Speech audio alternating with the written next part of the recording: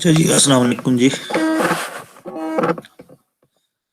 And this is the last lecture of yours. अच्छा जी, before the mid term. अच्छा जी, शुरू करते हैं जी। And this lecture about the properties of gas mixture of ideal gas and real gas.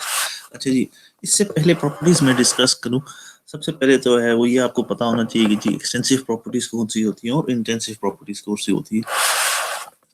Extensive properties वो properties होती हैं जी जो कि मास के ऊपर डिपेंड नहीं करती। ठीक है जी, उसमें मास या किलो मोल्स का जिक्र नहीं होता जी। तो वो इंटायर जो मास है उसकी प्रॉपर्टीज होती हैं।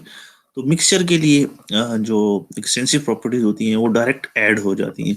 In this you can see just in example 2 kilomoles of gas A and 6 kilomoles of gas B.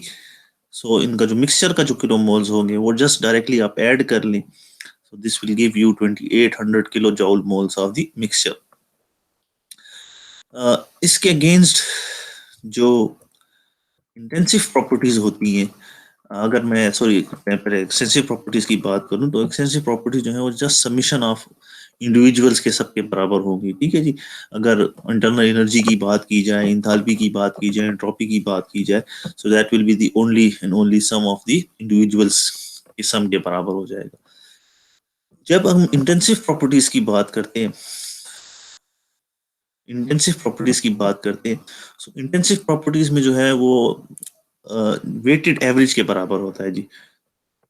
आप देख सकते हैं जी, 2 किलो मोल्स ऑफ ए है जी, 3 किलो मोल्स ऑफ बी है। ए के जो इंटरनल एनर्जी है वो 500 किलो जॉल्स पर मोल है, बी की जो है वो 600 किलो जॉल्स पर मोल है। तो आप ए का वेटेड एवरेज निकालेंगे, बी का वेटेड एवरेज निकालेंगे और फिर मिक्सचर का वेटेड एवरेज उसके बराबर होगा। ठीक है जी, तो या तो दो का जो है वो ए का जो है वो 500 है तो इसको आप 2 से मल्टीप्लाई करें, दिस विल बी 1000। बी का आप 3 से मल्टीप्लाई करें तो दिस विल बी 600। सो 600 जो है वो टोटल एनर्जी आ गई इनकी। ठीक है जी, ए और बी की, इन दोनों को ऐड कर लेंगे आप और 5 से डिवाइड कर देंगे, so you will get mixture की internal energy 560 kilo joules per mole. This is how you calculate the properties of a mixture in extensive properties और इंटेंसिव प्रॉपर्टीज। सिमिलरली अगर मैं उसको सबके ऊपर मल्टीप्लाई करना चाहिए तो weighted average of the internal energy, enthalpies और एंट्रोपीज।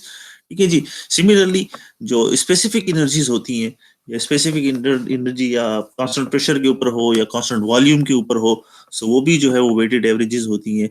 और आप जो है वो m से उसको मल्टीप्लाई करेंगे और फिर उसके ओरिजिनल cp से मल्टीप्लाई करेंगे। This is how you will get the cv and similarly for cp, क्योंकि cv और cp भी जो गिवंस होते हैं टेबल के अंदर इन द फॉर्म ऑफ पर केजी के अंदर या पर किलो मोल्स के अंदर गिवन होते हैं। मोल्स के अंदर होंगे सो आप जो है वो y से मल्टीप्लाई करेंगे जो उसका मोलर फ्रैक्शन होगा, और अगर मास के अंदर होगा तो मोलर फ्रैक्शन से मल्टीप्लाई करेंगे। Relative to critical point values, ideal gas have lower ideal the gases had high temperature and low temperature as treated as ideal gases। और गिब्स लॉ जो है वो ये हमें बताता है, under the ideal gas approximation the properties of gas are not inflected by the presence of another gas and each gas component in the mixture behave as if it exists alone in the mixture temperature Tm and Ym। ठीक है जी, the H enthalpy, internal energy, specific volume at constant specific heat at constant volume, constant pressure are independent of। ठीक है जी, तो दी partial pressure जो है वो आप उसके पार्शियल स्पेसिफिक या मोलर फ्रैक्शन से मल्टीप्लाई करेंगे जी इंडिविजुअल के लिए। Entropy change of individual gas जो है वो चेंज जो है वो आप ऐसे निकाल देंगे जी, चेंज वन स्टेट वन के ऊपर क्या है, स्टेट टू के ऊपर क्या है, और उनका जो है वो आप इस फार्मूले से जो है वो इंट्रोपी चेंज कैलकुलेट करते हैं जी। ठीक है जी,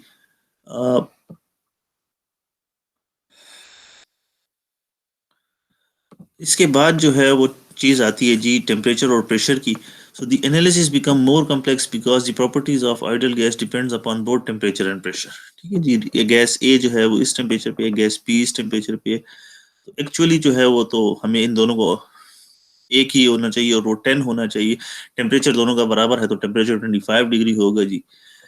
वॉल्यूम दोनों का बराबर है तो वॉल्यूम एड अप हो जाएगा जी, और प्रेशर जो है बराबर है तो प्रेशर भी होना चाहिए। लेकिन क्योंकि दोनों जो है वो आइडियल गैस अगर हो तो ठीक है, ये दोनों सम हो जाएंगे और 1 kPa आ जाएगा।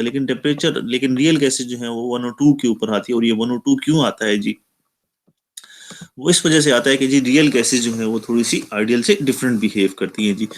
जहां तक अगर वर्क डन की बात की जाए तो हमारे पास जो डेल्टा एच एम, ये तो आप इक्वेशन जानते हैं जी कि इंथाल्पी जनरेटेड जो है वो इसके बराबर होती है, या चेंज इन इंथाल्पी जो है वो इसके अंदर बराबर होती है।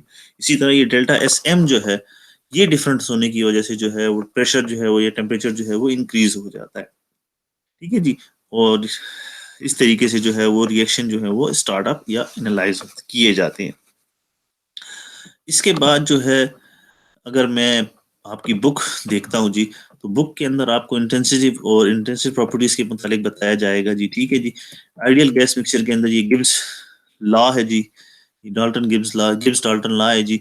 और ये कहता है जी, थोड़ा सा आप रीड आउट कर लें कि जी इंट्रोपी जो है वो दोनों की जगह आप मिक्स करते हैं तो वो ज्यादा हो जाती है, चीनी इंट्रोपी ज्यादा हो जाती है, और वो आप यहाँ से कैलकुलेट करते हैं, जिसकी वजह से जो है वो प्रेशर और टेम्परेचर जो है वो चेंज आते हैं रियल गैसेस के लिए। ठीक है जी। एक प्रॉब्लम देख लें जी। मिक्सचर जिसमें ऑक्सीजन, कार्बन डाइऑक्साइड और हीलियम है जी, मास फ्रैक्शन दिया गया है और टेम्परेचर और प्रेशर दिया गया है जी, और एक्सपेंशन होती है जी। ठीक है जी। तो आपसे कहा जाता है कि जी आप इसकी प्रॉपर्टीज फाइंड आउट करते हैं जी, exergy, destruction and second law efficiency of the turbine. तो वो आपको जो है वो मिक्सचर के ऊपर जो है ये चीजें इंप्लीमेंट करनी पड़ेगी। अच्छा, प्रॉपर्टीज फाइंड करने का मकसद यही होता है कि यू कैलकुलेट द एक्सर्जी जो उसके ऊपर आप कैलकुलेट करने चाहिए। तो आपने टेबल से जो है वो सीवी और सीपी की वैल्यू कैलकुलेट कर ली, एंड सिमिलरली आपने जो है वो आर कैलकुलेट कर लिया जी, और आपने जो है वो सीवी और सीपी जो है वो मिक्सचर का जो है वो कैलकुलेट कर लिया। देन आपने मिक्सचर के ऊपर जो है वो आइसोट्रोपिक एफिशिएंसी है तो आपने आइसोट्रोपिक का फार्मूला लगाया जी, you calculated the temperature over there, और आपने यहाँ से जो है वो वर्क आउटपुट जो है वो निकाल लिया जी। ठीक है जी, कि वर्क आउटपुट जो है वो H2 - H1 और जो कि Cp × T2 - T1 के बराबर होगा, और यहाँ से आपने कैलकुलेट कर लिया जी। अब इंट्रोपी की बात आती है तो इंट्रोपी आपने इस फार्मूले से कैलकुलेट की, और इंट्रोपी कैलकुलेट करने के बाद जो कि एक्सर्जी डिस्ट्रॉयड है, एक्स डॉट जो है ये एक्सर्जी डिस्ट्रॉयड है, जैसे हमने लास्ट चैप्टर में पढ़ा था। तो यहाँ से आपके पास एक्सर्जी डिस्ट्रॉयड आ गई, और ये फार्मूला जो है वो आपको पता है जी कि जी एक्सर्जी एक्सपेंडेड जो बराबर होती है वो रिकवर्ड डिस्ट्रॉयड के बराबर होती है। रिकवर्ड हमारे पास वर्क डन के फॉर्म में है, डिस्ट्रॉयड एक्स डॉट है, तो टोटल एक्सर्जी इतनी है। Then you calculate the second law efficiency, तो वर्क डन ओवर एक्सपेंडेड से आपने सेकंड लॉ एफिशिएंसी भी कैलकुलेट कर ली। ठीक है जी। इसके बाद इस चैप्टर में कुछ भी नहीं है, आप बहुत सी जो है वो इसमें इक्वेशंस वगैरह देख सकते हैं, प्रॉब्लम्स वगैरह देख सकते हैं और प्रॉब्लम्स कर सकते हैं जी। ठीक है जी। प्रॉपर्टीज ऑफ गैस मिक्सचर के अंदर सिर्फ और सिर्फ यही है कि जी आपने मिक्सचर की इंथैल्पी कैसे फाइंड करनी है, मिक्सचर की चेंज इन इंटरनल एनर्जी कैसे फाइंड करनी है, क्योंकि यही चीजें जो है वो आपको यूज करनी होती हैं in the analysis of exergy, in the analysis of, आगे हम चैप्टर में जो है अपने पढ़ेंगे कंबस्शन के ऊपर, तो वहां पे ये चीजें इस्तेमाल करनी पड़ेंगी। ठीक है जी। आई होप कि इस चैप्टर में आपको और कोई मसला नहीं होना चाहिए, लेकिन स्टिल आपको कोई मसला आता है, ठीक है जी, तो आप मुझसे पूछ सकते हैं। अच्छा जी, ऐसी चीजें जो कि हमने नहीं पढ़ी वो आप जो है वो ओमिट कर दें इसके अंदर, इस चैप्टर के अंदर। हम जो है वो बेसिकली सिर्फ और सिर्फ जो है वो प्रॉपर्टीज की डिस्कशन करेंगे, और आप अपनी बुक के प्रॉब्लम्स देख सकते हैं। यहाँ से जो है वो 44 से जो है वो आपके प्रॉब्लम शुरू होते हैं, जिसमें जो है वो प्रॉपर्टी से एवेलुएट करते हैं। शायद किसी जगह पे आपसे कहा जाए कि जी एग्जर्जी कैलकुलेट करें, काइल रूल्स लगा के तहत जो है वो एग्जर्जी कैलकुलेट की जाए, एक्स वाई जेड जो है वो। अच्छा जी, ये special topics on chemical potential separation ये जो है वो आप छोड़ देंगे इस टॉपिक के, इस चैप्टर के अंदर। ठीक है जी। इसके प्रॉब्लम्स ही छोड़ देंगे और उस चैप्टर को भी छोड़ देंगे। So this was about your last topic about the exergy, sorry about the gas mixture जिसमें हम properties evaluate करते हैं, and again मिक्सर के रूल्स जो हैं उसी तरह इम्प्लीमेंट करेंगे इसके ऊपर, जिस तरह जो है वो हम जो है वो इंडिविजुअल्स के ऊपर जो है वो इम्प्लीमेंट करते थे। ठीक है जी। आई होप कि ये चीजें आप लोगों को क्लियर हो जाएंगी और इसमें कोई मसला नहीं है। और I will give you an assignment as well, तो आप असाइनमेंट भी देख लें और मैं आप लोगों को ड्यू डेट दे दूंगा। अच्छा, अबाउट द एग्जाम, आपका एग्जाम जो है वो 2 आवर्स का है and you know the date sheet. I think Thursday नहीं, फ्राइडे को आपका एग्जाम है, तो फ्राइडे को एग्जाम होगा। देर विल बी 11 बजे एग्जाम शुरू होगा जी। आई थिंक सो 11 बजे, I don't know the exact time. 2 घंटे का एग्जाम होगा। 2 घंटे के अंदर जो है वो 3 प्रॉब्लम्स होंगे जी। 3 प्रॉब्लम्स होंगे और एक थ्योरी का क्वेश्चन होगा जी। ठीक है जी, एक थ्योरी का क्वेश्चन होगा और 3 प्रॉब्लम्स होंगे।